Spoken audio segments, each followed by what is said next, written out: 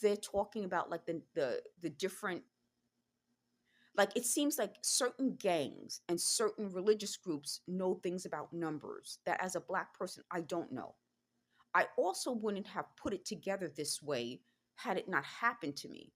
So when they're talking about, they just says, what about, tell them about the Italians. I don't know what they're referring to, but they said that they wanted me to to say that as a child I had this horrible childhood and I would, but you guys know that people who know me, like they don't understand, I'm from here, I was born and raised in the Bronx, people know me, people who went to school with me know I wasn't being bullied. They know I'm tough also. So they would recognize me. When they said, "Oh, you would never like this," they've never met me. The people who know me know I'm tough. They also said that when I was growing up that I had a problem with the Irish. Never. Never ever ever.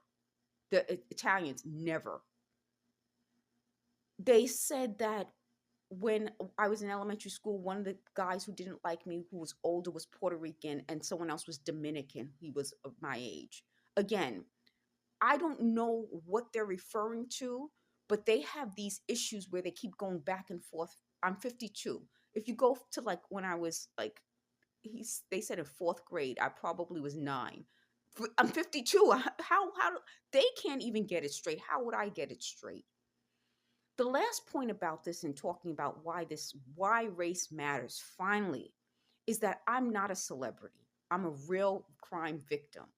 And as a real crime victim, like anyone who has been a crime victim, they ask you about race. Well, what was the race of the person? What, give us as much information as possible.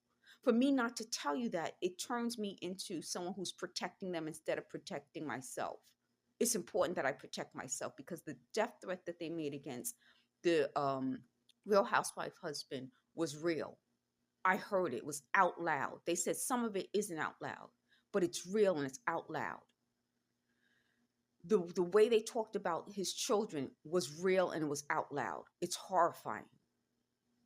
And as I start to go live, they're going to have a harder time stopping me from telling as much as possible.